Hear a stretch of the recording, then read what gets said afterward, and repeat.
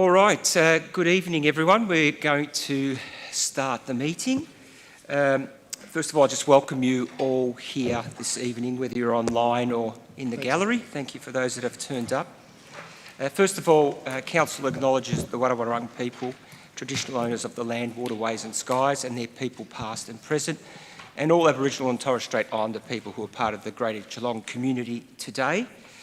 This meeting is being broadcast on the internet, and recording the meeting will be published on Council's website. Before we go any further, I'd just like to make a little comment, say a few words before we get into the meeting proper. My name's Eddie Contell. I'm the Deputy Mayor, and I'll be chairing tonight's meeting. I've been an elected councillor since 2010. This is the first time in my entire life that I am chairing a council meeting. So whilst it's a great privilege, I'm looking forward to chairing the meeting, but equally if I stumble along the way or if we have some hiccups, please be a little patient, but I'll certainly try and do a good job for you all. My intention is to try to run a very respectful meeting. It'll be constructive and it'll certainly be engaging. I ask that we all treat each other with respect and just appreciate that we've all got a part to play in that. And my part in that will be to chair the meeting, but also to make sure that we do that effectively. And so I will be ensuring that we all sort of adhere to our speaking time so that we don't get off the agenda. I'd also just like to briefly acknowledge the budget tonight, just at a very, very high level, given that that's one of the most significant items that we have on our agenda tonight. So tonight's budget that we're presenting, I believe, is responsible, it's balanced, and it's certainly focused on the medium and long term. It does reflect accountable financial management and our continued commitment to living within our means. It was something that was very strong for us last financial year, and it's no different this year. And while no budget is perfect, this one certainly, I believe, demonstrates financial stewardship. Having personally been involved in developing many budgets, both in my personal career and at council, I can say that every budget has a challenge. And in our case, it obviously requires balancing community expectations, service delivery, infrastructure investment, and doing that financially responsibly.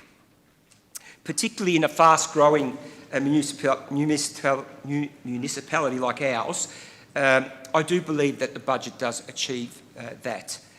In terms of our growth, interestingly, just yesterday, there was data released from the Regional Australian Institute that showed that Geelong is now the second most popular destination for Australians that are relocating. So that's certainly testament to the growth that we are going through in our region.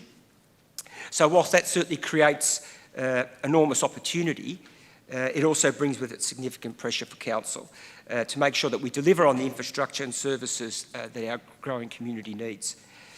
I'd lastly like to acknowledge that this year's budget process looked a little different, and we trialled something new in terms of the engagement approach, which we were able to do under the Local Government Act that gave us a little bit more flexibility in the way that we engaged on the budget process. We do recognise that parts of that process perhaps did not work as well as we would have liked or intended, and we've heard the feedback from the community clearly on that. If any of the community members feel let down by that, I certainly acknowledge it, and I apologise on behalf of all of us. It was certainly not the intent. We'll take the learnings from that. There were some great positives that came out of the process that we adopted this year, particularly the panels where we held with the community, providing us feedback. And we'll also take what was good about the past approach that we had with the community engagement, and we'll make sure that the process going forward is more robust and better informed.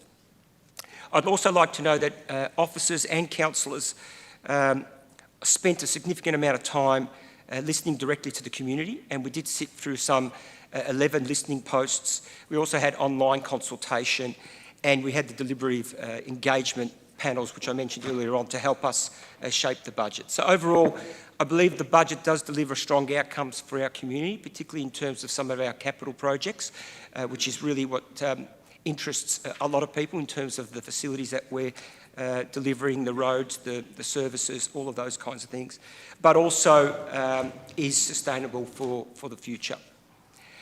Thanks again for the opportunity to just address you all in that manner, and I will now proceed with the rest of the meeting. So first and foremost, we have apologies and leave of absence. Councillors, tonight we have Mayor Councillor Stretch Contell as an apology. He's away on leave, so he's not here this evening. Additionally, we've received one leave of absence request for consideration, and that is for Councillor Story for the dates of the 24th of June 26 to the 29th of June 26 inclusive. So do I have a mover for that and a seconder? All in favour? Thank you, carried. Is there any other councillors that have a leave of absence request? No? All good, thank you. We now have declarations of conflict of interest. Are there any other declarations or conflicts of interests this evening in relation to tonight's agenda? Councillor Ron Nelson, would you like to talk to that? I have a declaration from the Geelong Football Club. I've received hospitality from the Geelong Football Club in the last 5 years. Councillor Kados. Just item 2.3 on the agenda this evening, the Pakenham Street and Gordon Avenue UDFs. I have a conflict of interest as my employer is a substantial landholder in that precinct. Councillor Aitken. I wish to declare a conflict of interest on item 1, which is the budget allocation to the Geelong Football Club. I have a declared public interest on that issue. Councillor Sullivan. Thank you, Deputy Mayor. Particularly interest on 2.1 in relation to the Geelong Football Club, and in 2.9 EGM application being a family member. Thank you. Any others? So do I have a mover for all of those? Councillor Burson. Okay, we're good to go. First stumble. Righto, public question time and submission time. The next item on the agenda is public question time and submission time. I apologise. Confirmation of minutes for the... may I please have a mover and a seconder to confirm the minutes of the council meeting held on the 26th of May. Councillor Nelson, Councillor Rowan, thank you very much. All right, we go to public question and submission time. The next item on the agenda is the public question and submission time. This segment is designated solely for asking questions and making submissions and not for open discussion. In line with our policy, we have 45 minutes allocated for this section.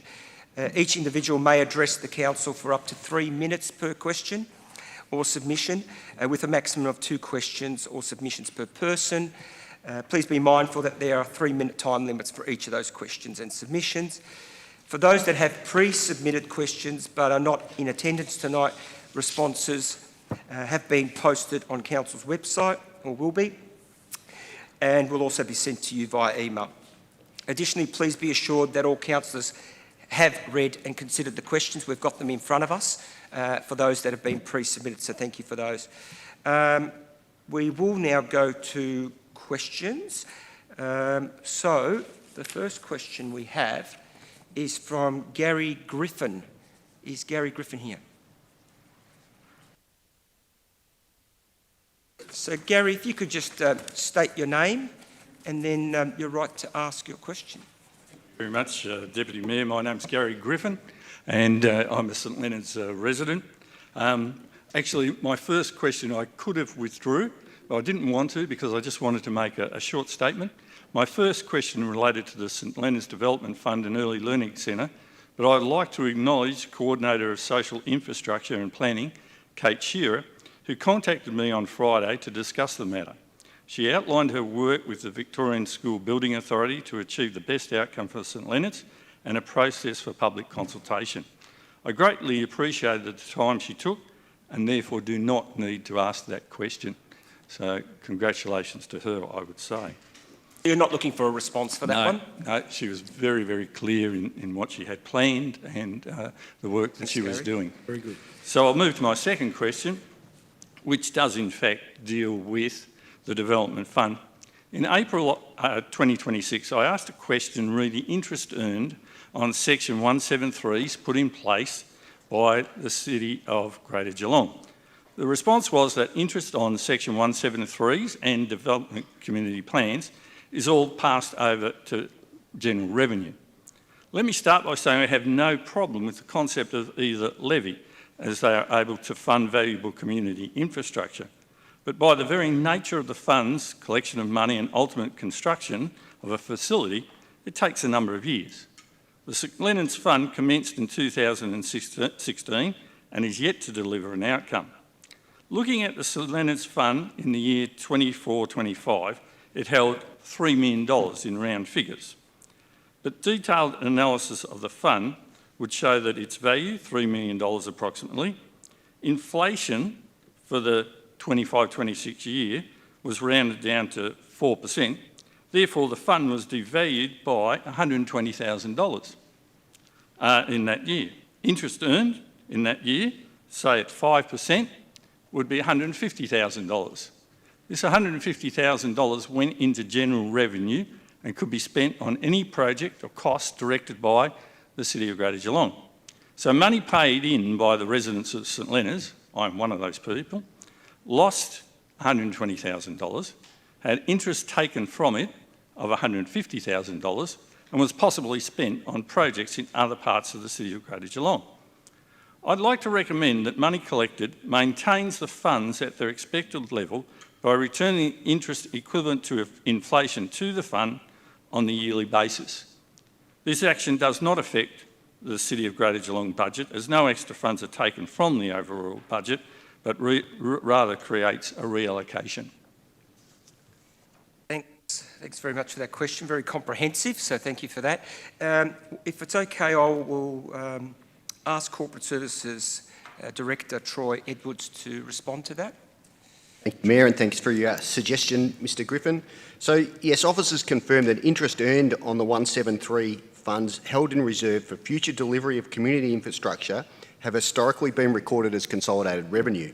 Officers are undertaking a review of restricted cash reserves in the next financial year and will consider the issue of the interest being generated from restricted funds being returned to reserves from where they came. Council's obligation to deliver the agreed infrastructure and any shortfall in the funding is met by Council's contribution from general revenue. Thank you. Could I just a point of clarification, that's all. I mentioned Section 173s. Does that apply to development funds as well, and in particular the community infrastructure levy? We'll take that on notice and make sure that's included in our response to you, Mr Griffin. Thank you very much. Yeah, that's all. I'd like to just mention something to Councillor Sinclair. You're the councillor for the Armstrong Creek area? Yeah. Were you aware that there's $38 million sitting in the fund for Armstrong Creek? And that means that roughly $2 million a year is taken out of that fund. I'll just make that comment. Thank you. Gary. All right, we now have a question from Estelle McKenovic. Estelle? And the next question is a question from Catherine Gladman.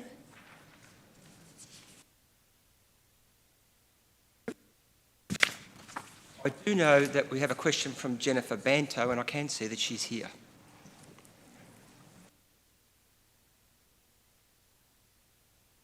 We know who you are, Jennifer, but if you wouldn't mind stating your name all the same, thank you.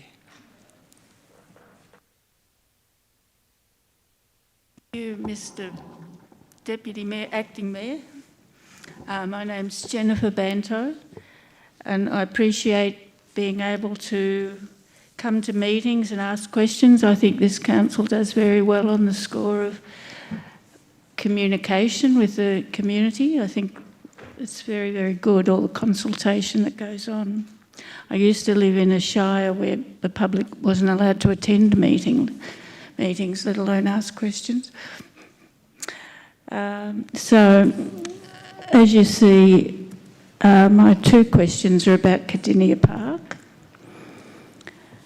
I'm a ratepayer in that area, and I'm worried about the degradation of the area as a public parkland under the jurisdiction of this council as the responsible authority, except for a special area in the northeast corner, I think, which has a special overlay, and the state government have responsibility there, unless that overlay has now been withdrawn. There was a recent story in the Addy last Thursday about Cardinia Park, which adds to the concerns.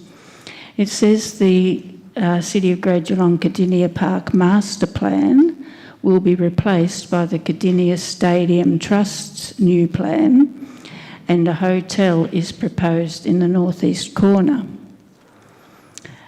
In that northeast corner at the moment, there's the Senior Citizens Hall and some of the original Cardinia Park arboretum trees, including a bunya pine. Now, Mr. Dean's going to hand these around, if you don't mind, just to show you this Jurassic tree. It's described as a bunya pine. In that handout, there's a photo of the tree I'm talking about, and by coincidence, the National Trust magazine this month had a double-page spread of the trees at Como and that are the same species. It's a quite phenomenal tree, and the important ancient trees in the park are being not well treated. This tree has had all its lower limbs chopped off, for example. It should be allowed to maintain its proper form and that have those amazing nuts that you see in that handout. And instead of these trees being seen as obstacles to development, I think they should be promoted as amazing species and tourist attractions of our heritage of that parkland, which was originally to show rare and species of trees. I live near the northeast corner of the park, which used to have an amazing Bhutan pine, a very rare tree, and it was near the railway line. It could have been saved in the development. It wasn't really obstructing anything, but I watched it getting chopped down. It was heartbreaking. So my question, sorry, I'll get to the question. That first question. We've got the question that you have sent through, so we could probably go to answer it now, given that you've given us that content. You comfortable with that? Yep, the map. I've asked for a map showing the whole of the park and the percentage of the total area that's now covered in asphalt as car parking. Let's go to the answer, see how we go. Can I please go to Director Anthony Basford to answer that first question, please? Thank you, Chair. And Jennifer, thanks for the question. So there's a couple of parts to this. So firstly, you're right. You've referenced a new master plan for the Cardinia Park precinct, which is being developed by Cardinia Park Stadium Trust in consultation with stakeholders and the city. So hopefully there'll be opportunities for you to have a say. The Trust have requested that all queries relating to the precinct redevelopment be redirected to them for response. So we will provide your question to the appropriate person there that can assist with a response for that part of it. The second part in relation to the asphalt coverage, we will look to come back to you with a map of that from the appropriate person at council. As well as the asphalt, probably when I was down this morning photographing this tree, there's a huge section that's gravel and it's covered in cars as well. So there's sort of car parking areas as well as asphalt, other areas that are just for car parking. And in that corner where I was this morning, so I could say asphalt and gravel. Through you, Chair. I think we understand the spirit of the question is which parts are not grass and which which parts are for car parking. Thank you. Thanks. Right, that's good. Would you like to ask your second question, Yes, Jennifer? right. At the council meeting in February, in the minutes, it talks about the 4-tier priority projects that council are taking to the state government prior to the November election. And I thought that was a terrific list. It was an excellent report. And it included heritage places, transport, sport and parks. And the Cardinia Park was listed because the netball complex redevelopment's going to take place. And it just points out again, I think, as well as Mr Basford's answer did, that the Cardinia Stadium Trust is taking on more than it's really what I would think its business should be, to look after the stadium, but it often promotes, the words they use is Cardinia Park Trust, but it's the Cardinia Park Stadium Trust. I would think there should be another body that is the trust for the entire park, that isn't just solely focused on activities at the stadium. So does council support the takeover of this public park by the Stadium Trust Committee? I hope not. And does council have a detailed list of all the trees in the public park, which trees are recognised as significant, and which trees date from the original plantings when it was an arboretum? There's quite a few, I'm sure, including this bunya. Thanks, Jennifer. Excellent question. I will go to the Director of City Infrastructure, being James Sturton, to answer that one, if I could, please, James. Thanks, Deputy Mayor, and thanks for these questions, Jennifer. Good to see you again. The Council has not been contacted by the Cardinia Park Stadium Trust to take over the public parkland. Council would need to consider many factors, including community sentiment, prior to making such a decision, should it be asked in the future. The City maintains an inventory of trees located on council-managed land, including information such as genus, species, condition, significance and other asset attributes. This inventory is publicly accessible via the Geelong Data Exchange, and we're going to share this link with you in our written response. When viewing the information on the exchange, users should note that the data set is not a live system. While the City undertakes regular updates and makes every effort to archive removed trees, there may be instances where trees listed in the inventory no longer exist, particularly where removals have been undertaken by external parties. And it's not part of my notes, but I would mention also we've got a magnificent species of bunya pine at the Geelong Botanic Gardens, and we had some nuts displayed in Warikanyal just recently, and it's well worth a visit. Whereabouts are they displayed, please? They were displayed in Warikanyal. They're in the council offices building. They've been removed now. They're getting a little old. They could have been, and now that I've got this this recipe here, one for next year. Thanks. Thank you, Mr. Always a pleasure to have you, Jennifer. Thank you. Thank you. Given that there's only been a small amount of questions tonight, I'm comfortable to open question time up to the floor.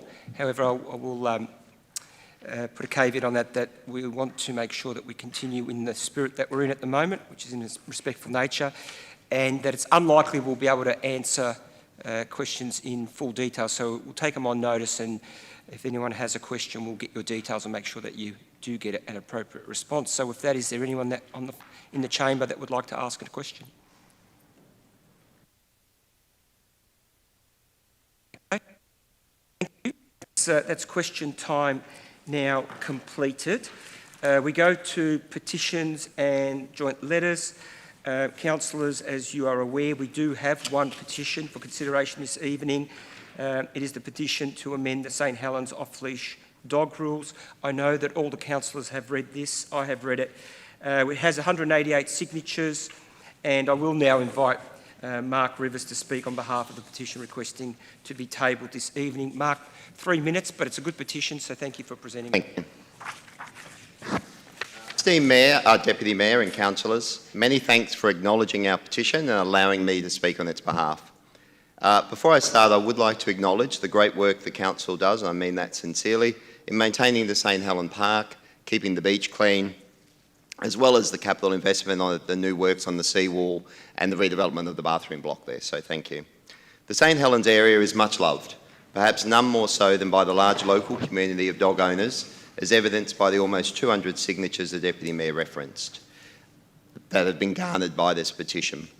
The local community in St Helens, many elderly with limited options to go elsewhere, treasure the time they spend outside with their furry friends, and it also provides social and community ties as the dog walkers interact and mingle together. In fact, more frequently than not, the only users at the St Helens Park, foreshore and beach are indeed the dog walkers. However, the current issue is that there are multiple and conflicting rules regarding dogs in the St Helens area, none of which allow any off-leash time, and some which ban dogs from the beach for multiple weeks annually. Our community's simple request is to allow off-leash times before 10 a.m. and after 5 p.m. for the park, foreshore and beach area all year round. This simple, smart and easy change will replicate the rules that have been in place at Rippleside Park, which is an adjoining park, successfully for years, and also allow set times for off-leash beach play year-round that is currently not available on this side of the bay unless you drive to North Shore. The only cost to Council to implement this is to update some signage and the website, and this measure, I've spoken to some of your operational staff and I believe they support it as well. In conclusion, I have a dream, as do 186 others in the community, where our furry friends can roam and play free for a few hours a day in the St Helens Park, foreshore and beach all year round, while our owners socialise and build ties and connection in our community. You know, while this petition is not the end of the world, it's not major stuff, it would make a difference and certainly be well appreciated by that community that signed it. Thank you. Thanks, Mark, and we appreciate the way it's been presented. You're right, it's a beautiful park. Many of us have childhood memories from there. So, and I know that the Mayor has the petition as well, being in his ward. So we'll make sure... I'll wait for you to get in contact. Yeah, thank you. All right, I'll let them all know that it's in your capable hands. It's in our hands. Yes, yes, I'm sure it'll be a priority business after the budget. Thank you. Also interesting to know that with the new toilet block, the community reached out about the beautiful artwork that was on the old one, and I'm really pleased to say that the officers did an excellent job in saving that. So. You do a great job around that area, and a lot of times it was really just the dog walk. Thanks, Mark. All right, thank you. That's all we have in terms of petitions. Before we go to the reports, just want to mention that we have online Councillor Wilkinson and Councillor Cadwell, who are representing us in Canberra, and they've dialed in for the meeting, so thank you. All right, we'll now go to the reports. First report is budget referrals 2026 to 2027 and 2029-2030. I ask those councillors that have declared a conflict of interest to please step out of the room for this report. Do I have a mover for this report? I'll just wait for... Councillor Katos. Do I have a seconder? Councillor Wilkinson. Does anyone wish to speak on this report? Thank you, Deputy Mayor. Just quickly, this basically is a budget referral, just the process with conflicts of interest.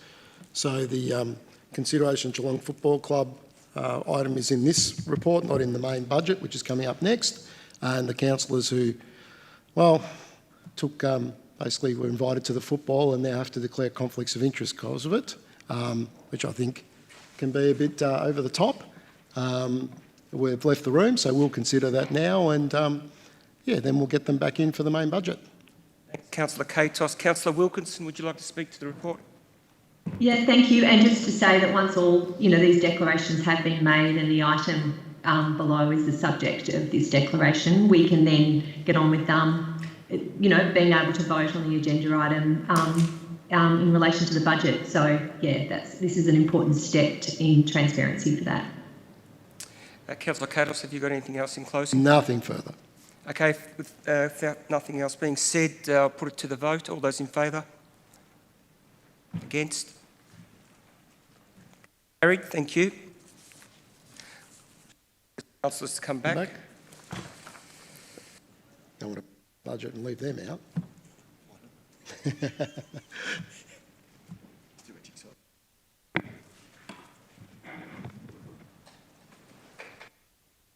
Warm, okay. Your seat's still warm? Yeah. Good. Okay, thanks, councillors. Okay, so report 2.2 is the 2026-2027 budget. and 2026 to 36 long-term financial plan and council plan 2025 to 2029. Do I have a mover for that report? Councillor Katos. Someone to second? Councillor Aitken. Councillor Katos. Thank you, Deputy Mayor. So we have the 2026-27 budget before us this evening, as well as the long-term financial plan, the declaration of rates for the 26-27 year, and also an update to the council plan for 2025 to 2029. So when you look at the budget, it's a $746 million budget. And how times have changed. When I was last on council in 2010, it was a $310 million budget. So it's more than doubled in 16 years. So, and of course that budget delivers the services the community has, capital works, and a lot of things that people find important in their everyday life. So the rates revenue, so the rates cap is 2.75%, which we have adhered to. And the residential rates, if you look at a residential rate, the average rate rise will be $43.45, and commercial would be about $131. So a small rate rise, and probably interesting to note that with the rate capping that's in, it is the system we have to work within. Unfortunately, the goods of a basket of goods and services that council has to buy isn't bread and milk at the supermarket. And I know things have gone up, but councils, what councils are using, bitumen, concrete, steel has gone up a lot more than 2.75%. So that does create issues and difficult decisions that need to be made. But nonetheless, we have to work within our means. And when you look at the operating result, there is a deficit this year, but there is a clear path to surplus. You can see in the forward estimates, within a couple of years, we're back to an operating surplus, which is good news.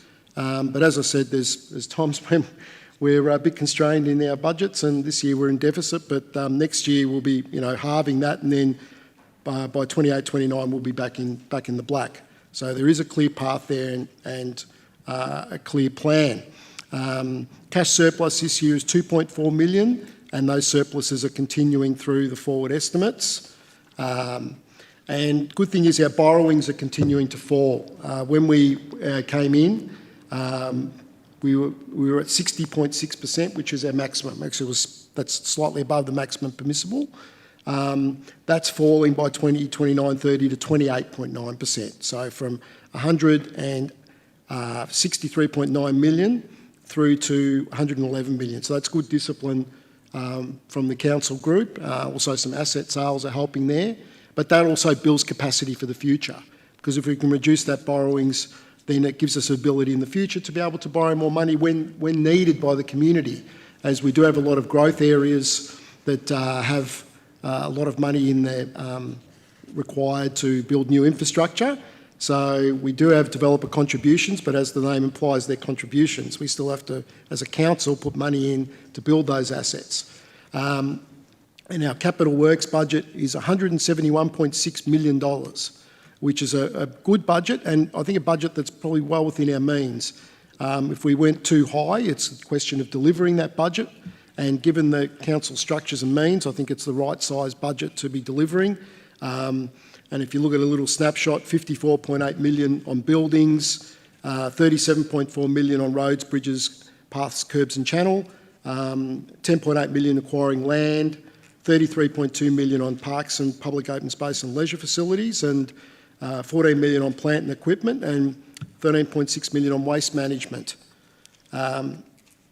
And also the infrastructure renewal is continuing, which is important because we have to spend money renewing our assets. It's great to build the shiny new facilities, but we're continuing to spend money to keep our existing assets in good order, which is important down the track, as that will save the council money as we progress. And I might just a few little highlights for Deakin Ward in the capital works budget. So the Warmpond Skate Park and Dirt Jumps Precinct, so that'll see $850,000 to upgrade the the precinct there, which is fantastic, with some help from the state government there. The Sovereign Drive Recreation Master Plan, which in Mount Denee, which will see sporting fields, pavilion, relocated netball courts, sorry, I got tongue twisted there, additional parking and an extension to the men's shed, and also the dog park to be built there. So, and then there's also the Grovedale Recreation Reserve across the road, and although it's not in the budget, there's the, we have an agreement before us from the federal government to update the Grovedale Football Netball Club netball courts, so which are in dire need of doing. So although not in the budget at the moment, that money will be coming soon and we'll be able to get started on that project. Thanks, Councillor Katos, very thorough.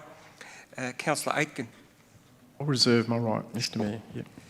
Do I have anyone else that would like to speak to the budget tonight? Emma. Thank you, Mr Deputy Mayor. So I think also acknowledging the Deputy Mayor's point around some of the community feedback that came through during the process.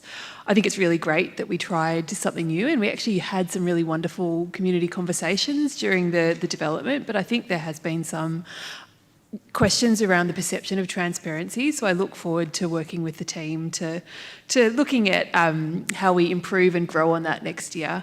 But I think you don't have innovation without trying something new. So I think it's worthy of applause that we tried something new. From a Charlemont ward perspective, we have continued investment, as Councillor Katos has just spoken to. There's a lot of growth happening, and a lot of that growth is happening in my backyard. So really pleased to see the Urama Community Hub development continuing an investment in community infrastructure. These hubs are becoming connection points for our community, and that social infrastructure is able to build through those hubs. The Coastside Drive Recreation Reserve, which will be a beautiful outdoor space, as well as delivery of the Sparrowvale Dog Park. Very excited for those people with puppies, and the broader Sparrowvale Wetlands project, which is critical drainage infrastructure, as well as being a natural reserve that we will all be able to access. One thing that I did want to acknowledge, I've been lobbied very hard by some of the retirement villages throughout the last 6 months, and we've had several petitions come to council, and I think just acknowledging for those residents that they may be disappointed to see the differential rates haven't come through. But I think what they have highlighted to us is some of the challenges around financial pressures, particularly for those on fixed incomes, and the number of pensioners we have in our community that are struggling. So to those people, I would say, really reach out to council officers when you get your rate notice if you are struggling. Seek support through the pensioner concessions that are available, and talk to our officers about hardship policy. If you are struggling, there is help out there, so we encourage those people to seek assistance. But overall, thank you to officers. I know you've worked incredibly hard on responding to councillor requests that are quite frequent, and there's many of them, and doing your best to build those into the budget. I think we've come to a good place. I think the debt reduction work we've done over the last 12 months is really starting to bear fruit, and I think the next step for us is looking at how we make this budget sustainable as we grow and prepare for some really significant growth around the fringes of the city. So thank you, and I will be supporting the budget. Thank you, Councillor Sinclair. Some good advice there. Thank you so much for that. Anyone else would like to speak to the budget? Councillor Rowan. Thank you, Deputy Mayor. I'm very conscious of the fact that the things I'm about to speak about happened and had their genesis long before I trod the beautiful lands of the Bellarine Peninsula. But really, the Drysdale Sporting Precinct Master Plan Stage 2 is a dramatic improvement in the ability of residents to partake of sport and healthy activities. The Wallington Reserve, in particular, is developed as an all-abilities pavilion redevelopment to address accessibility issues.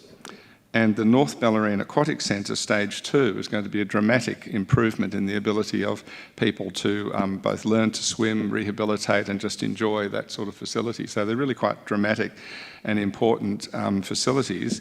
And they bring to mind the Latin motto, mens sana in corpore sana, a healthy mind in a healthy body. And that's definitely something that we're providing. And we shouldn't forget also the other aspects of life, and that's the the Bellarine Arts Centre, formerly known as the much-loved Potato Shed, which has continued to provide a great deal of intellectual comfort to people and entertainment. So, as with my colleague, I'll be supporting the budget and thank officers for their work in the development of that budget. Thank you, Mr Deputy Mayor. Thanks, Councillor Story. Yes, certainly a lot going on down the Bellarine, there's no doubt about that. Anyone else would like to speak to the budget tonight? Councillor Wilkinson.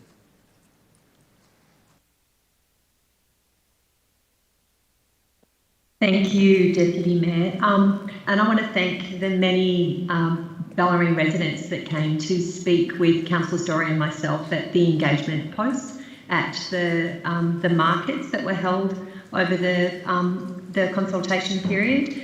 Acknowledge all that's been said previously. There's been some really, there's some really great aspects to this budget. Could there be more investment in infrastructure? Could there be more investment in services?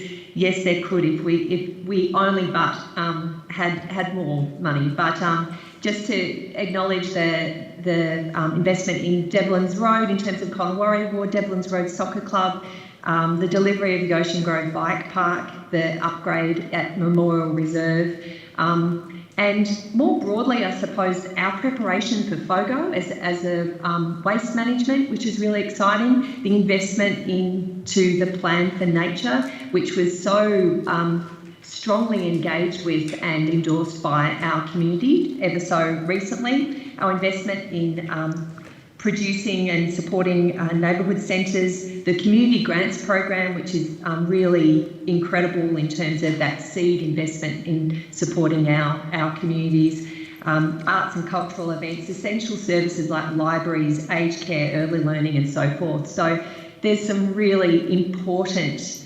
investment.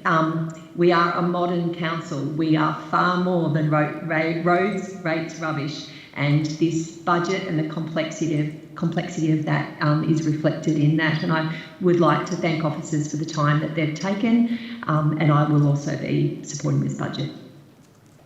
Thanks, Councillor Wilkinson. Some good content there. Appreciate that. I note that Councillor Melissa Cadwell has a desire to talk to the budget as well, so please go ahead. Thanks, Mr Deputy Mayor. Look, the one and only point that I want to make about this year's budget is the change in the council budget process from all previous years that the City of Greater Geelong has been in existence.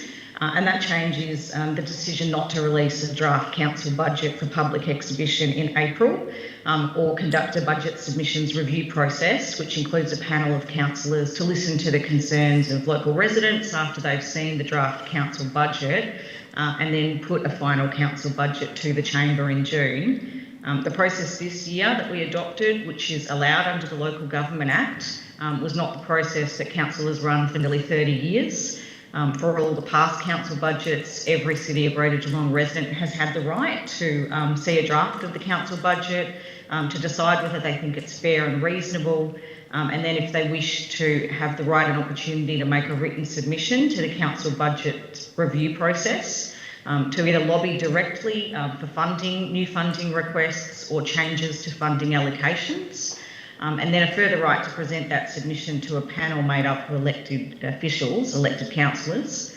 In the past years, the budget submission review process has often resulted in significant changes to the final council budget after that council group has been able to read and hear from residents about the draft budget.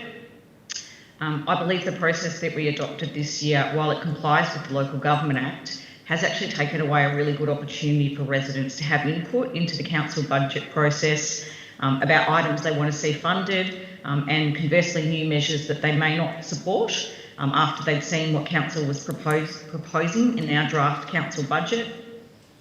This new process has removed a fundamental aspect of community and resident advocacy because we've taken away an important vehicle for residents to express their thoughts directly to their elected representatives after they're in possession of all the relevant facts. And that advocacy is fundamental to our democracy and our society. What's more democratic than having a resident read what their council is proposing, make a written submission to their council, and then present that submission to their elected representatives in person? In the new budget process used this year, the first time the resident is actually going to see what council is proposing for the following year's budget is tonight. And having read those budget papers, there's no capacity for them to advocate or lobby their council to have any of it changed. There's really no meaningful resident feedback mechanism once the council budget has been released to the public. The City of Greater Geelong is one of only a handful of councils, in fact one of 9 out of the 79 councils in Victoria who's taken that approach in the last financial year. Look, as an elected official, I want to hear directly from my community, and I think that residents want that opportunity too. I remember my first council budget when at the first council budget, in fact, in 2022-23, when we received more than 800 submissions to the budget, 500 of them were about libraries and 300 were about pools. They were our residents, having seen what council was proposing, making their views known in a really legitimate democratic way. And I think if we take away that opportunity, we diminish the voices of the people that we're elected to serve. So in my view, we need to go back to that process. It's worked well for both the council and the residents for almost 30 years, and I'll be working hard with the officers to make that happen. Thank you. Thanks, Councillor Cadwell. We will certainly acknowledge our part in that. It was us councillors that allowed that to happen, so we'll make sure that we change it going forward to whatever is appropriate. So who else would like to talk to the budget? Is there any other councillors? Councillor Nelson. Thank you, Mr Deputy Mayor. I just wanted to touch on a few projects in the Barrabool Hills ward that have funding or council building, and that's the McDonald Reserve Pavilion upgrade at that's the South Barwon Football Netball Club. They received $1 million from a previous election commitment from the state government. Now council is building that facility. Not too soon. Female-friendly change rooms are much needed for South Barwon Footy Club. And also with regard to female-friendly change rooms, we're also building one at Queen's Park for Geelong Amateurs Football Netball Club. $1.3 million down there at Queen's Park. And a couple of other smaller projects that you and I have both been involved in. A scenic road shared trail, it's funding in both years. It's almost finished. Down the part in your ward is almost finished. My ward is finished, albeit for trees. We're doing some tree planting in the next few weeks. So hopefully you can join me up there and plant some trees. The Roslyn Road, Thornhill Road is almost finished funding. There was another $90,000 for that intersection, which is much needed during school time, pick up and drop off. And another one that's been on the boil for a few years now is planning for a half-court basketball at Highton Reserve. I've had a number of residents come to me wanting that basketball facility in Highton Reserve for their kids to practice basketball. So that's great that their planning is underway for that. Thanks, Mr Deputy Mayor. Thanks, Councillor Nelson. Any other councillors? Councillor Burson. Everyone's doing it.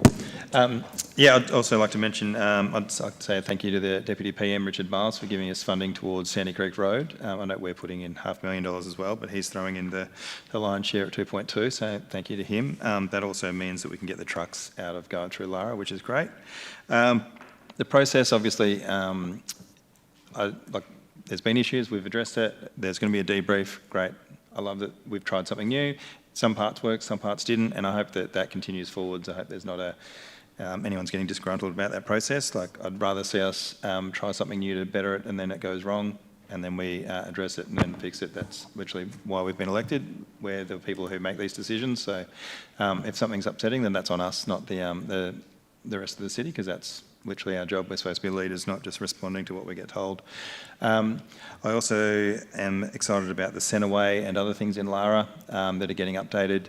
I note that Little River is potentially not getting looked after as much because of the weird boundary thing that we have. So I've been to Little River Pub and been invited by Wyndham, but it's we can probably look at how the borders and everything work maybe going forwards to see if we can help these interim towns. So I look forward to seeing what happens with the CEO obviously brought up recently. We're doing a potential beautification that I know that Councillor Cadwell also had out that way, and I look forward to seeing if we can work with Lions clubs and other things to help beautify it. We've also thrown cash towards the signage and other basics in the area. I know that we have a lot of roundabouts that look pretty horrendous, and it's very similar to the broken glass theory where, the way you see the town coming in is generally the vibe behind it when you continue. And Chirnside Park, I know that Bendigo Bank have been very adamant that they want to get stuff towards that. So that's I'm really looking forward to the fact that we've put some cash in. State government have put some cash in, and Bendigo are obviously putting money in as well. So I think it's really great to see everybody working together on that, which is really exciting going forwards. And I think also, I've only been here for 18 months. However, the last year I note that there's been a few councillors that have gone and done the AICD now. And the discussions have already changed from sort of being very lower level stuff to talking strategy, etc., which has been really good to see. Obviously, I've done it as well, so I was very much going, are we looking at line by line items versus the overall larger picture? And I think there's been a lot of interest from around the table here now to actually work towards where we are, where we want to be in the future, and doing a bit more leadership for long term instead of just reacting to things, which is great. And I also enjoyed, I know the Mayor's not here tonight, but I enjoy when certain people have a go at us, and now the Mayor's started pushing back a little bit, saying not everything's our fault all the time. And I look forward to seeing if we keep that up going forward. So thanks very much for your time. Councillor Thurston. Any other councillors like to speak to the budget? Councillor Sullivan. Yeah, thank you, Mr Deputy Mayor, and appreciate all the words of those who have spoken before me. But this is not just the budget we are adopting, but our long-term financial plan as well, and an update to the council plan too. What we're seeing right now is that across the globe, nobody is immune from the shockwaves of macroeconomic factors, and councils are just the same as everybody else. In the forecast, in our planning, in how we can go about our renewal rate, our borrowings, our lendings, and trying to compensate for the increased costs of goods and services. We've seen a budget right here. We are trying to do the most that we can with the ratepayer dollars and all the contributions and grant money we get as well. But things are getting tight. We're constantly being asked to do more with less. And whilst we always appreciate the challenge of being more efficient in how we go about our duties, the pressure is still there. And many other councils around Victoria and Australia are experiencing the same thing. It's a common point of conversation when we come to lobbying and advocating to our state and federal governments. But we certainly have to be clever and creative, and a lot of great work in that area does happen across all the sectors here. But we do have to be aware that we are subject, just like every other household, every other business, to the economic times that we're operating under right now. So whilst I appreciate all the work done by the staff and teams to get the most they can out of the dollar, and they really, really do, it's going to be an ongoing challenge for all of us, and we're always going to have to look into how can we do things better and how can we work better with our colleagues at other levels of government as well. Thank you. Thanks, Councillor Sullivan. I think that's just about every councillor's had a point on the budget, and so it's back to you, Councillor Aitken, given your reserval of right. Thank you very much, Mr Acting Mayor. Look, personally, I don't think it is a good budget, and I echo the sentiments that were made by many other councillors that the process wasn't a good process either. But at the same time, there's actually quite a number of diamonds in the rough of this particular budget. The bad is a deficit. An underlying operating deficit of $14.2 million is not sustainable, and you can't keep cutting your capital expenditure to be able to just deliver a surplus cash position each year. The challenge that we have in local government is that we can't control our income side, because essentially that's capped and controlled by the state government, but the only thing we can control is our cost side. And the dilemma that we've got is that our costs aren't under control, The organisation is working extremely hard, and I should say that and acknowledge that as well too. But the council group needs to understand we really need to address this issue, that our costs are significantly higher than the income that we have available in terms of managing our responsibilities as a council. One of the solutions that I want to propose to that is that I really genuinely believe we should have a mid-year financial review in this budget period, and that is because we need to actually work with the organisation to actually see how we can rein in our costs. And that really does mean we do have to look at seriously about services and stopping particular services so that we can actually undertake a balancing of our underlying operating position as a council. And that is going to require significant involvement from the council group to be able to do that. The officers can't do that in isolation from ourselves as the councillors. And we have got some tough decisions that we need to undertake. If you look at this particular budget, it shows that our leisure area, our deficit actually is increasing by 31% between this year's forecast figures and next year's forecast deficit. It also the budget also shows us that our wage costs, which is our major expenditure area, is actually going to increase by 6.1%. Now, the team has tried to cut back contracted and temporary labour, and you actually see that there's a saving about $1.5 million there. But overall, the wage costs are actually going up still over 4.5%. Our EBA is 3%, so that actually means that our wages are growing faster in terms of the expenditure than what our EBA level is. And these aren't sustainable. And we need to help the organisation as councillors to actually try to bring back and focus on our costs controls. There are diamonds in this budget, Mr Mayor, and those diamonds deserve to be publicly focused on. The biggest diamond that I actually see in this budget is that we're actually going to demolish, we're going to put over $800,000 into demolishing the now defunct waste transfer station in the northern suburbs. That's been budgeted in this proposed budget, and then in the next financial year we're going to put in $2.3 million to build a new waste transfer station. That is going to be the biggest significant infrastructure that the community is actually crying out for. The community wants a safe place at which to dispose of waste in Geelong. We don't have that, and the budget is actually trying to address that. Other diamonds that are in the budget, Mr Mayor, that give me great pleasure is the funding commitment to Outpost. We're committing tonight to fund for the first time ever $55,000 per year for the next 3 years for Outpost. And that is a strong commitment from this council to actually support the most vulnerable members of our community, and that is those who are living as homeless in Geelong. Another proud moment for myself and Councillor Eddie Contell and Councillor Burson is, for the first time ever, we're also announcing tonight an investment into the North Geelong Warriors Soccer Club of $55,000 over the next 3 years. And that is to reflect the significant community benefit that organisation is giving to the broader community of Geelong. A couple of the other diamonds I wanted to draw attention to, Mr Mayor, include the Australia Day funding at Rippleside Park.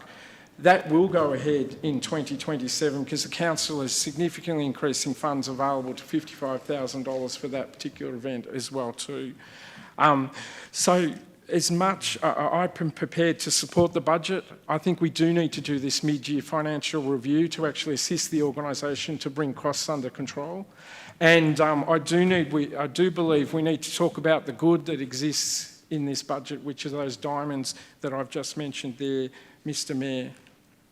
Thanks, Councillor Aitken. It's good feedback. I think everyone's had a good go on it tonight, so that's great.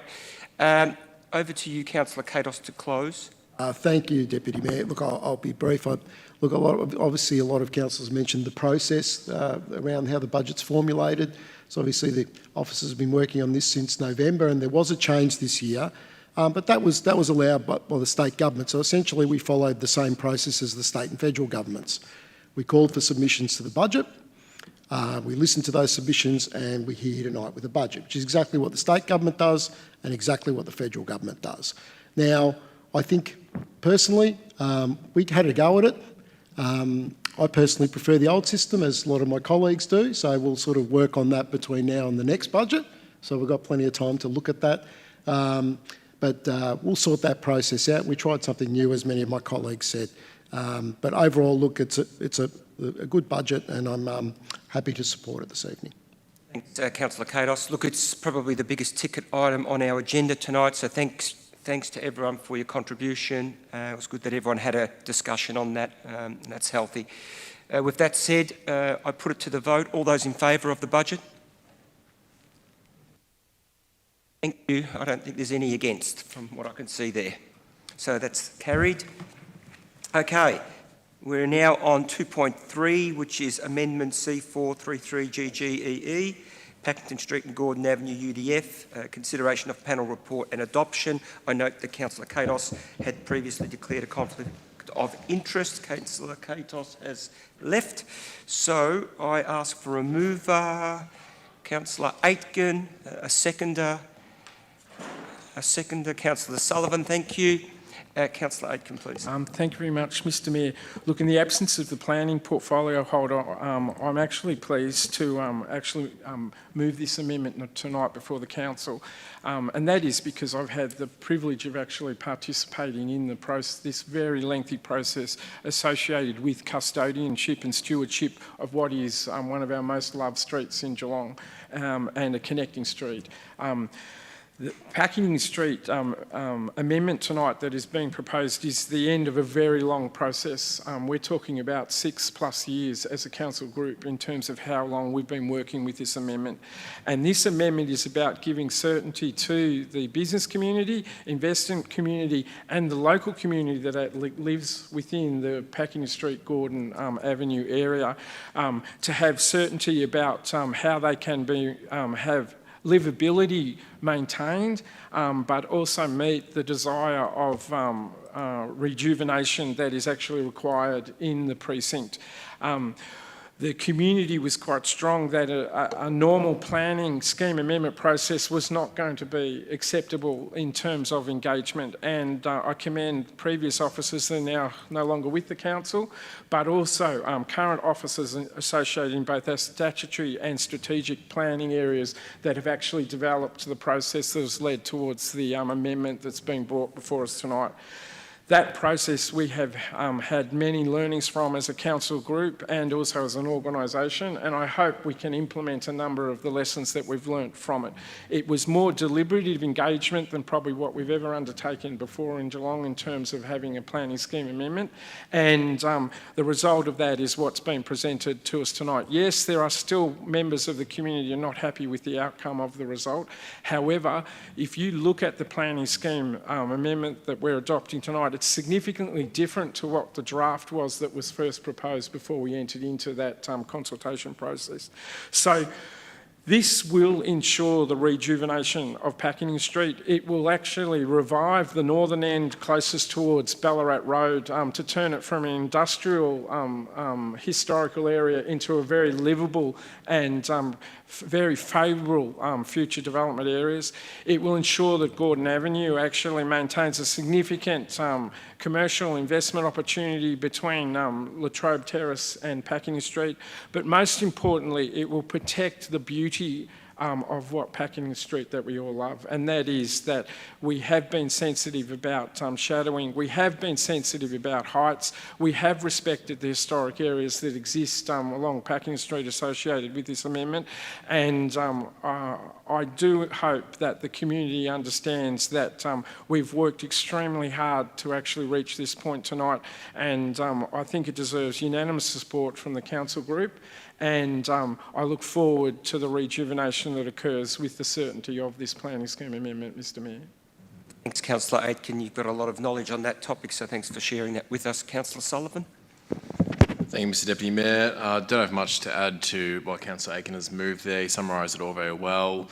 This has been an extraordinarily lengthy process, a process of reinvigoration and development of how we go about these processes. So I just want to give a special mention to all the councillors, all the officers and all the members of the public who stuck with us and took part in this process, because I believe in the end we worked together, we listened, we improved, and we've got a fantastic outcome. Thank you.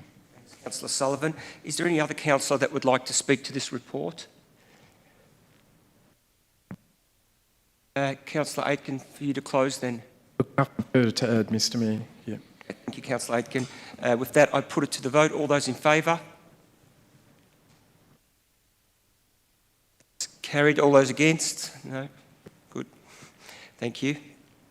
Okay, we'll just wait for Councillor Katos to return.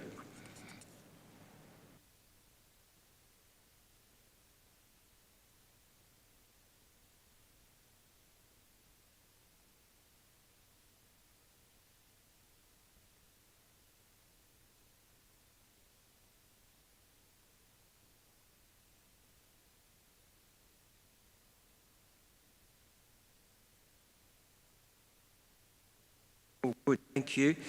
We now move to report 2.4, Newcombe Street, Drysdale Waterway Court to number 60 Newcombe Street, declaration of charge, special rate and charge scheme SRC 377. Do I have a mover for this report? Councillor Story. Do I have a seconder? Councillor Katos. Councillor Story. Thank you, Deputy Mayor.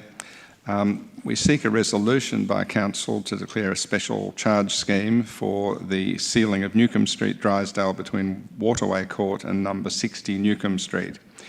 In the usual way of things, this has been in response to a petition from residents requesting that the road be sealed to improve amenity, road safety and to limit the impact of dust and mud to adjacent properties. At our meeting of the 24th of February, we resolved an intention to declare a special charge scheme. So today we're looking at a total scheme cost that has been estimated at $203,429. Property owners will be required to contribute 75% of this, and the city will contribute 25% in recognition of the community benefit. And the estimated cost apportionment is shown at the appropriate attachment. For this scheme, the total benefit is based on the expected use of the road to access each property identified as receiving a special benefit. There are 11 properties abutting the proposed road upgrade owned by 8 property owners. 4 of the 11 properties are owned by a social housing agency. One formal submission was received in relation to the proposed charge. The submitter's objection was acknowledged and responded to.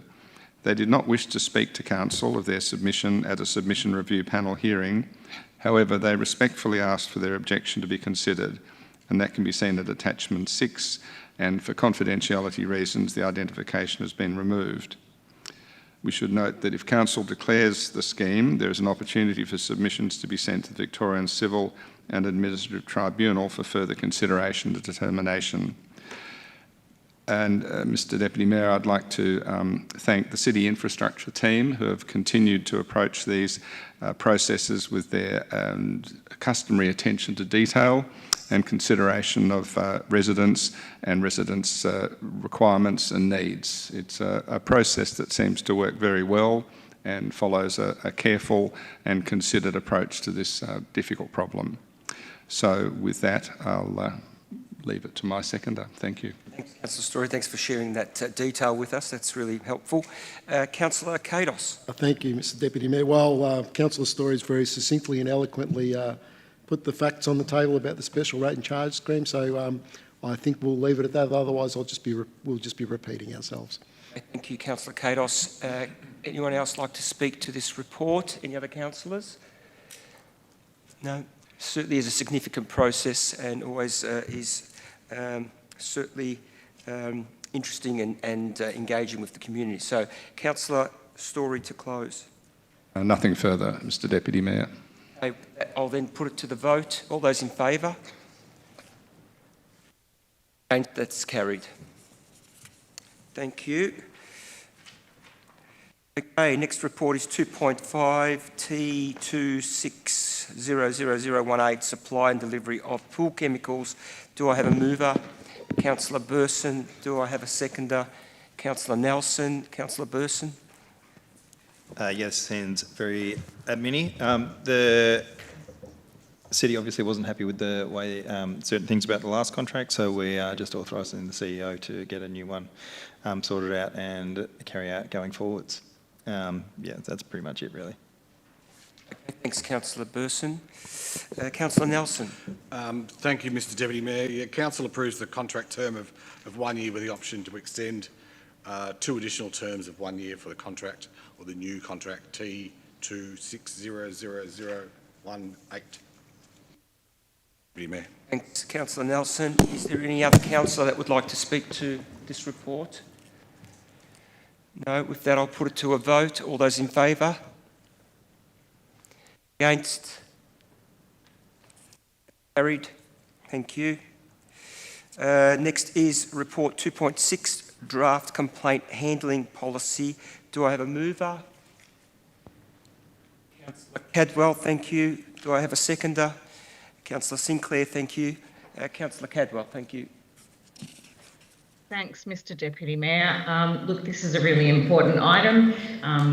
Essentially, this endorses the draft complaint handling policy to be released for the purpose of public exhibition and community engagement for a period of 4 weeks.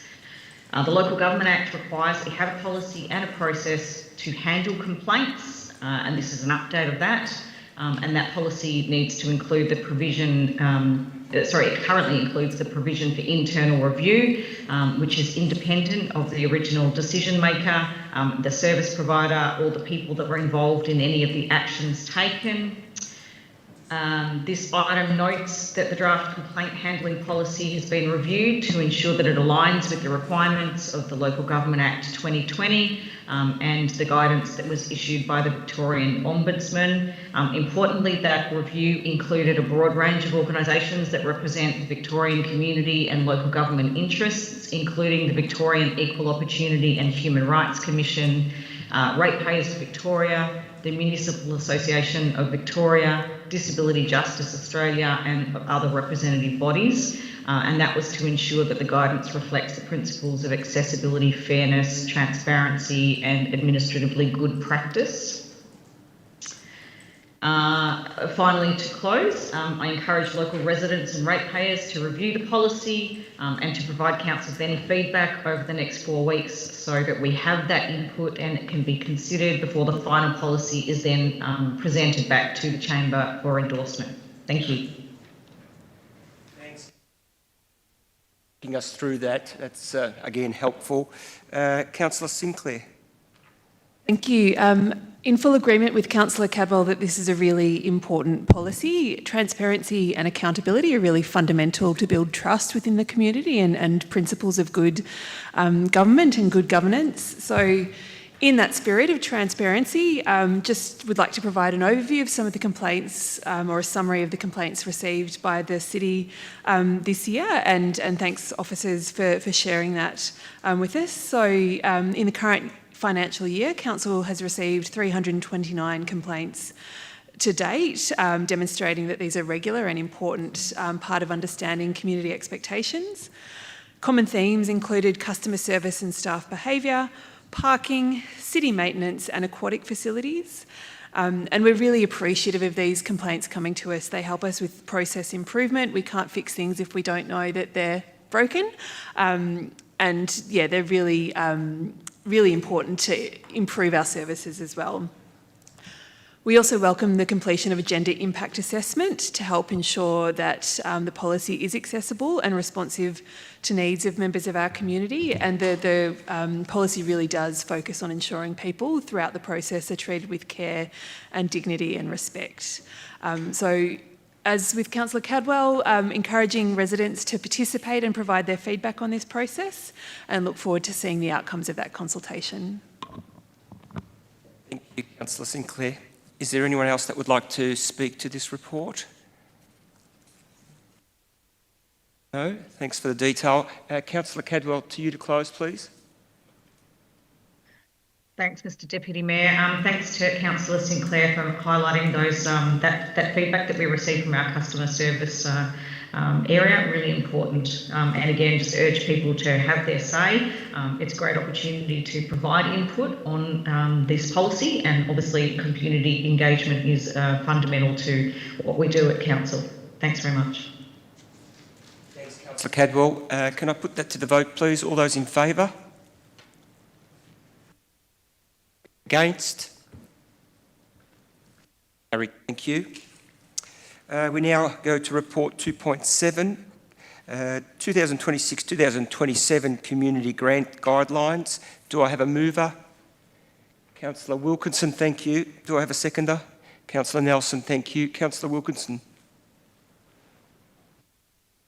Thank you. And the purpose of this report is to seek Council's approval of the 2026-2027 Community Grants Guidelines and to advise Council of the key dates coming up for the 2026-27 grants. So obviously this is such an important investment in our community. It's really important that we provide these competitive grants to support projects, events, activities, professional development for artists, capital works to benefit the broader community. So all grants are operated under the community investment and support council policy. And the city's guidelines sort of indicate application and assessment processes and a really clear, transparent eligibility criteria and requirements for successful applicants. Any changes that have been made to the objectives or the eligibility criteria or the assessment criteria are informed by feedback from our community members, from councillors and council officers, and obviously budget amendments, as we've spoken of earlier. So a summary of the proposed changes for the community grants guidelines are attached to the report, which will actually be in the portal or the website, but there are clear guideline changes, so it's actually really important for applicants to take note of that. The sum total of the budget for these grants is $2,647,000. So these are really valuable opportunities for people in our community to engage, to invest in an idea, a project, to make something happen within our community. So most grants are set to open on Saturday, the 27th of June. So that's this coming weekend, except for the Ageing Positive and the Children's Week grants, which actually aligned with those particular celebrations.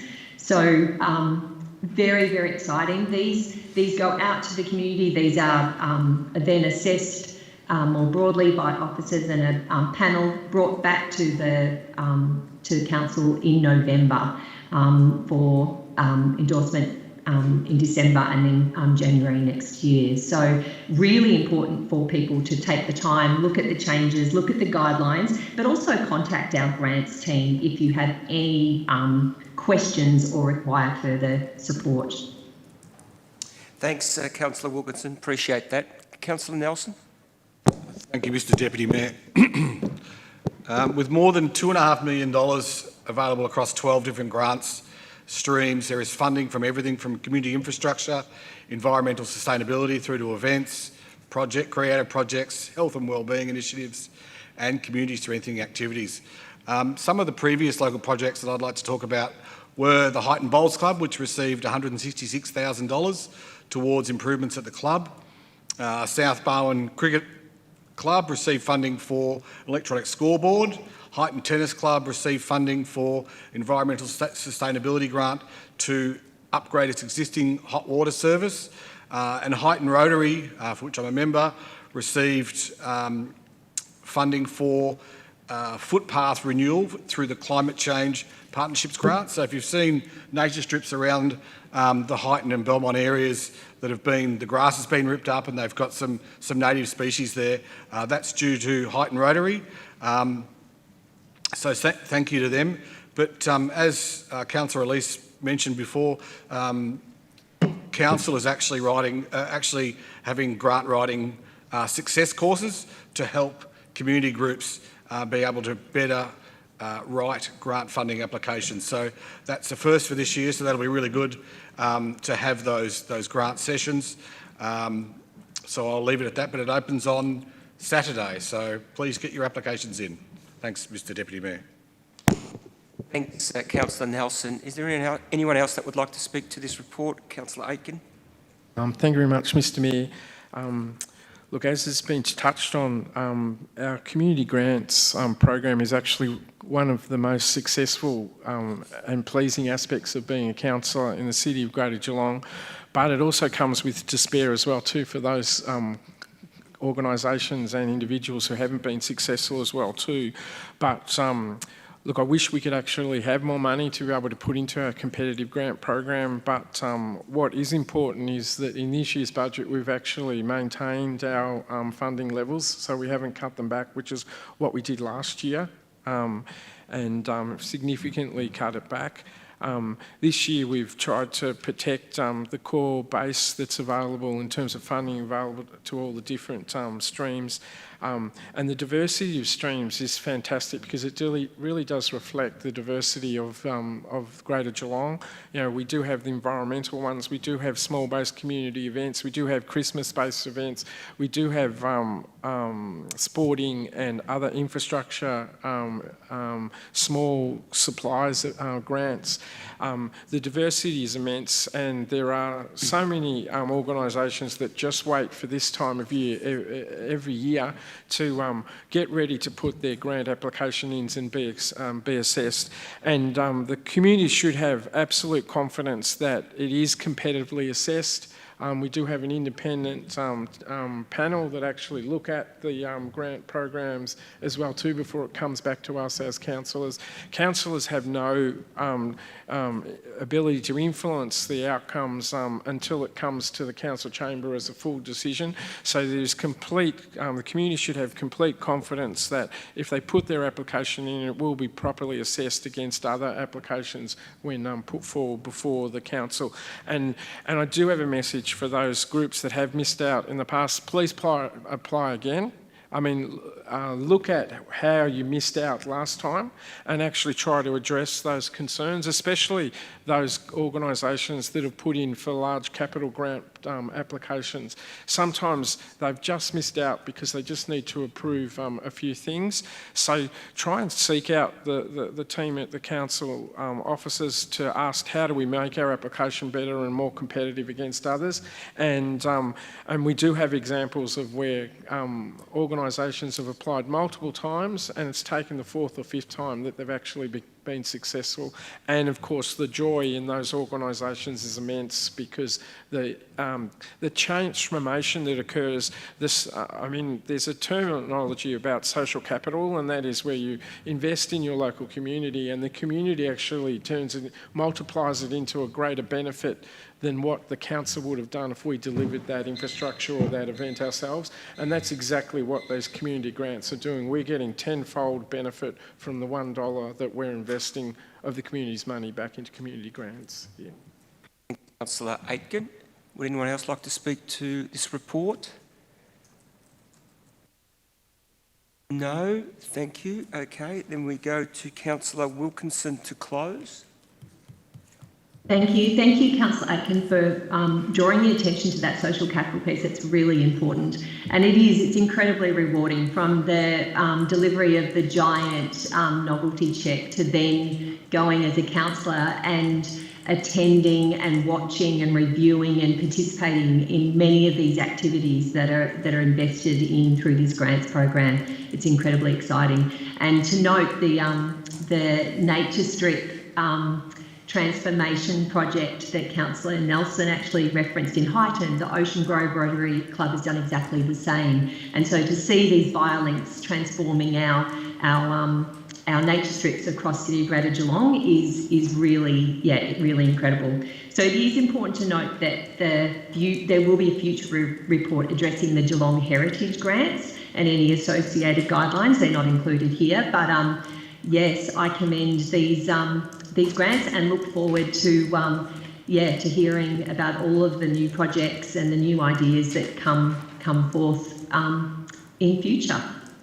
Thanks, Councillor Wilkinson. Look, on behalf of all the councillors, really thank the officers for this additional support for in terms of applications and helping the community to apply for these grants. It's something we have been asking for some time, and as councillors, we really appreciate that we're putting some more effort into that. So thank you. So with that said, can I put it to the vote? All those in favour?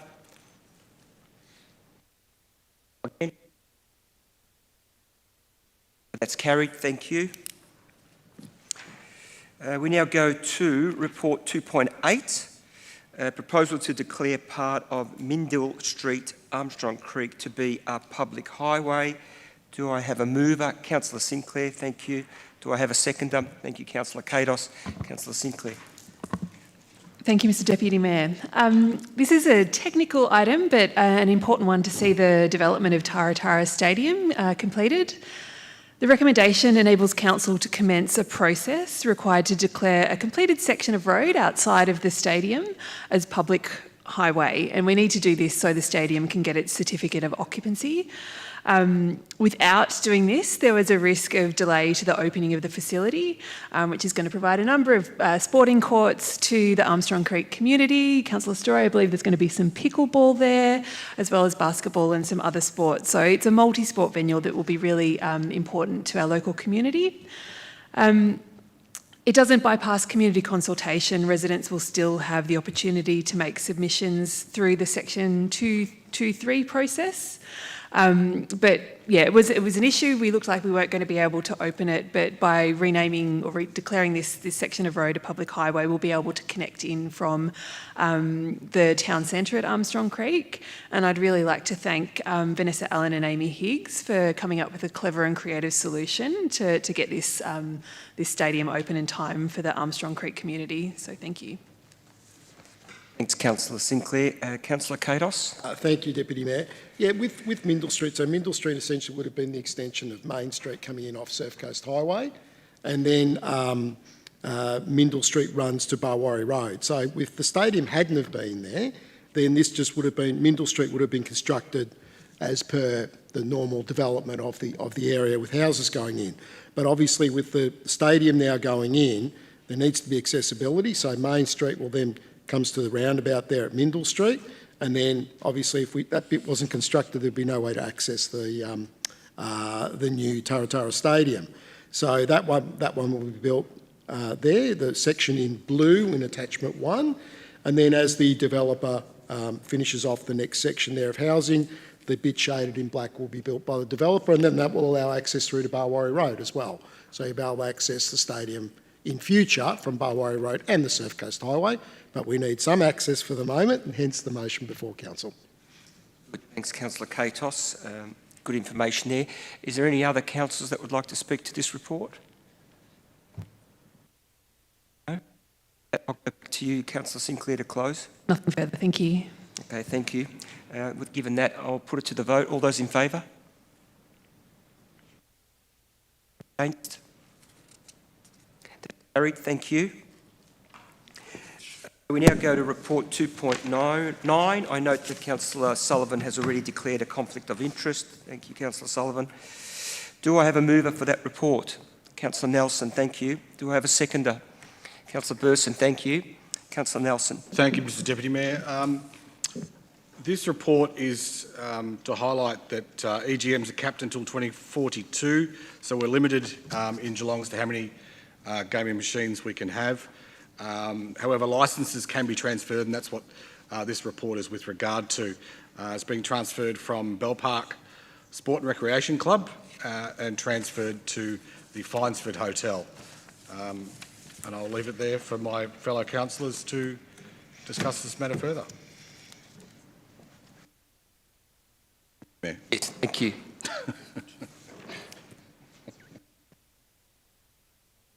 Ms. Burson, would you like to second now? Thank you. Sorry. Yeah, so just going through the report, some of the stuff to look at is the Finesford Hotel is going from 40 to 68, so they already have established, which we're not splitting it into multiple different places, which is good.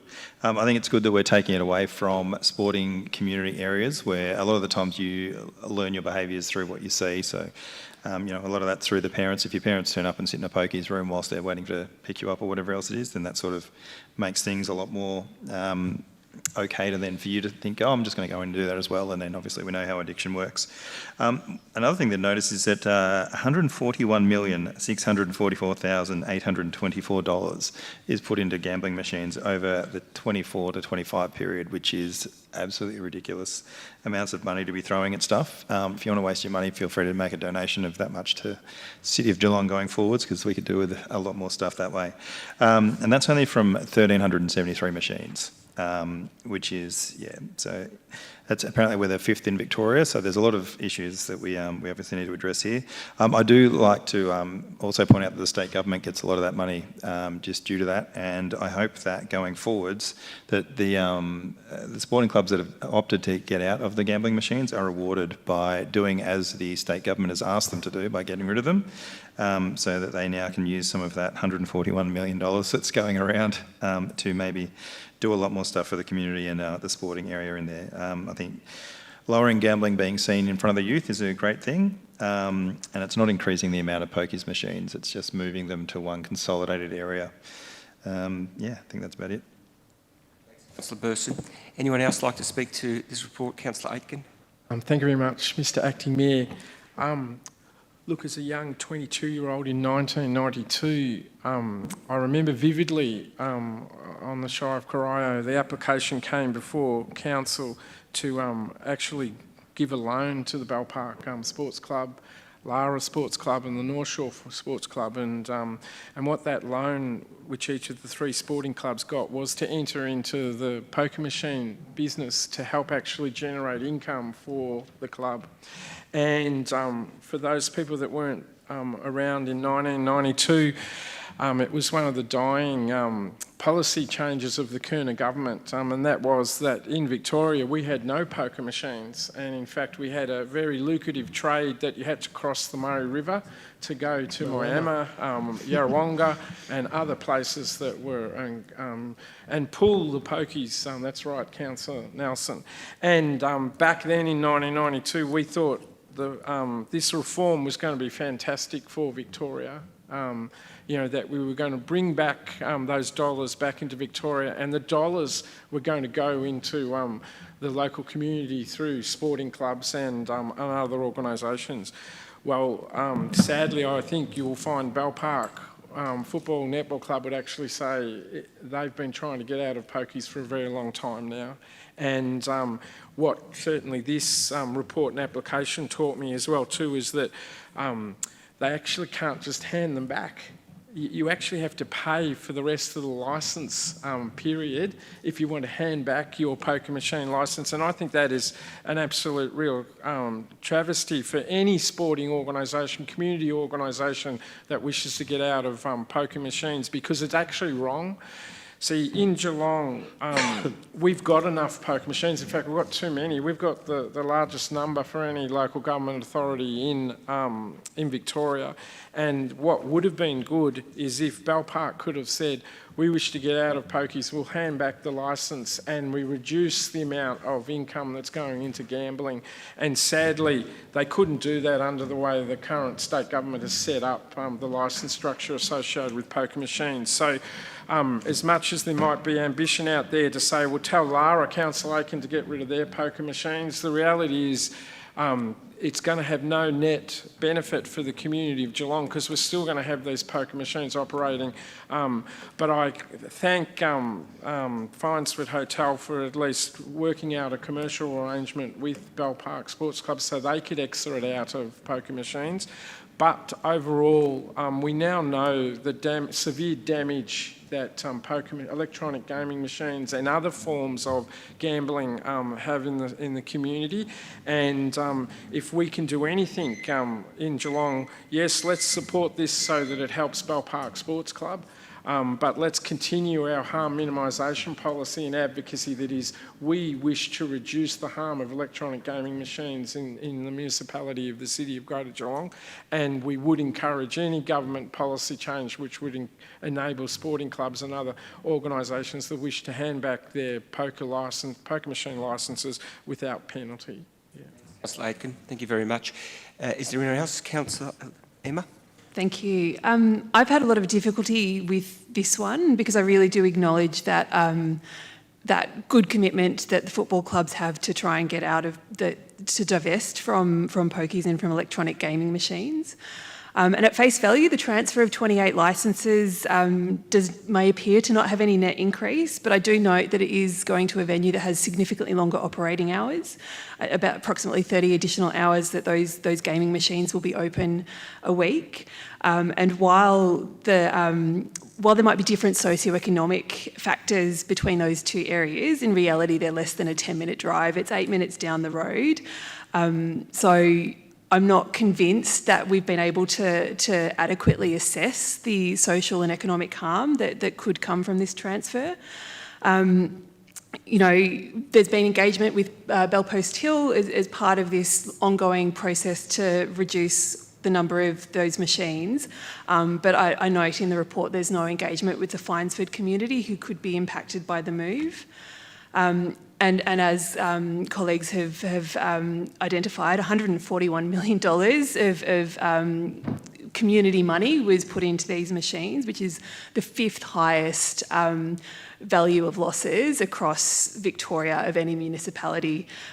So I think that social and economic impact assessment, which this report says we don't proceed with, is really important. I do also note we only have 37 days to respond, which is a shameful amount of time. We need more time from the Gaming Casino Control Commission to be able to adequately assess any impact to our community. So ultimately, for me, it comes down to what will cause the less harm, and I don't have the information to be able to hand on my heart say that there's no change in harm, that this satisfies council's no detriment test, or it will not have an impact more broadly across the municipality. So given those concerns, I won't be supporting the motion tonight. But I just really want to reiterate, I don't take this position lightly. I commend the football clubs for wanting to move out of this revenue stream, and really echo Councillor Aiken's comments around the current legislation that is supported by both sides of the aisles on Spring Street. Let's be clear, it has bipartisan support, and it is really concerning that clubs that want to do the right thing for their community are being financially penalised for trying to reduce their reliance on this revenue. It is a flawed system, and it is a flawed system by design that is creating harm within our community. We need to really continue that advocacy to Spring Street, to Parliament, to review this legislation so we can reduce harm across broader Geelong and across the state more generally. Thank you. Thanks, Councillor Sinclair, for articulating your views. Appreciate it. Anyone else like to speak to this report? Councillor Wilkinson, thank you. Thank you, and I take on all of the very, very sound points that have been made by fellow councillors. I too this is really complex, this idea of moving electronic gaming machines from one part of our region to another, and being fully cognizant that, you know, it is shifting. It's shifting the challenges and the opportunities that gambling causes and creates within our community. But it is the point in this report, point 15, that I suppose compels me to support this, is that, and to echo Councillor Aiken's point, due to financial implications and long-term entitlements, electronic gaming machine entitlements or leases, there are limited viable options available to community organisations seeking to divest from EGMs, and this is the only viable option for Bell Park to divest. And so given that it's a sporting club that have identified that this is something that they want to do, and officers are spending time and resource in supporting this transition as they have and continue to do with other clubs, this is really important work. But this is the harm minimisation and the shifting is not sound. I look forward and really would like to strongly advocate for a change in legislation around this, and review our own gambling policy as well in line with its review. So I'll leave it there. Thank you. Thanks, Councillor Wilkinson. That was valuable as well. Is there anyone else that would like to speak to the report? Councillor Story. Thank you, Deputy Mayor.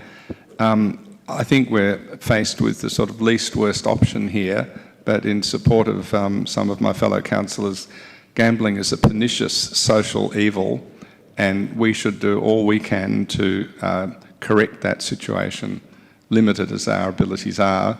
But one way we can do it is to vote on this issue. So thank you. Councillor Story. Anyone else like to speak to the report? No, thank you. Then I will go back to Councillor Nelson to close. Thank you, Mr Deputy Mayor. There's definitely no questioning the harm that these machines do in our community, taking away, as was said earlier, $141 million in the last 12 months out of the Greater Geelong community. But this is probably the best of a bad situation to get the transfer off a council-owned facility. So I am going to support it because, I mean, although they are legal, they are extremely harmful for our community. Thanks, Mr Deputy Mayor. Councillor Nelson. No, look, really good feedback from all sides, and appreciate the various opinions and how challenging this one can be, and I totally appreciate the work that the officers have done with the club over many years. I've been involved with the club many years, and I know that the club's looking at a new future for their dynamics there. With that said, can I put it to the vote, please? Those in favour? Have Councillor Aitken, Councillor Burson, Nelson, Kados, Contel, Wilkinson and Cadwell. Those against? Councillor Story and Councillor Emma. Thank you. It's carried.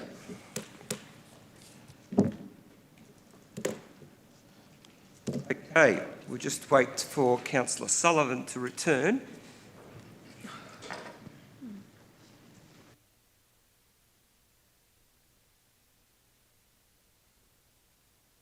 Right, we do now move to report 2.10. I am looking for a mover and I am looking for a seconder to this report. I'm the seconder to this report. Councillor Nelson, Councillor Kados. Thank you, Deputy Mayor. So basically under the Planning and Environment Act, when the authorised officer is appointed, you have to actually name them. You can't just sort of delegate it to no one for their to be an authorised officer. So under this authorisation before us this evening, we have Jack Griffiths and Ashley McLean being nominated as authorised officers under the Planning and Environment Act, and that is basically the motion that is before Council. Kados, Councillor Nelson. Nothing further, Mr Deputy Mayor. Would anyone like to speak to this report? Kados to close. No, nothing further. I put it to the vote. Those in favour? Those against? That's carried. Thank you. We now move to section 3, record of informal meetings of councillors. Move Councillor Nelson. Looking for a seconder, Councillor Sullivan. Councillor Nelson. Nothing to report, Mr Deputy Mayor. Sullivan. Nothing to add, Mr Deputy Mayor. Councillor Nelson to close. Nothing further, Mr Deputy Mayor. Put to the vote. Favour? Against? Carried. Thank you. That's section 3 now completed. We now have section 4.1, which will be the confidential section, section 4, being GME External Committee Member Appointments 2026 to 2030. I'm looking for a mover for that report. Councillor Kados, thank you. I'm looking for a seconder. Go into confidential. Councillor Wilkinson. Councillor Kados. Okay. All those in favour of going into confidential? Against? Thank you. I now go to 4.2, CEO Employment Matters, looking for a mover to go into confidential. Councillor Aitken, looking for a seconder. Councillor Sullivan. All those in favour of going into confidential? Against? Carried. We now go to 4.3, which is 2025-2026 Strengthening First Nations Grant Funding Recommendation. I'm looking for a mover to go into confidential. Councillor Nelson, looking for a seconder. Councillor Emma Sinclair. All those in favour? Against? That is carried. Look, that concludes all the considerations for this evening. We will be going into confidential. I just wanted to thank the gallery. I wanted to thank the community, those that joined us tonight and those that dialed in. I apologise if it was a little clunky, gave it my best shot, and I'll only get better with practice. So with that, we will close the formal part of the public meeting and we will stop live streaming.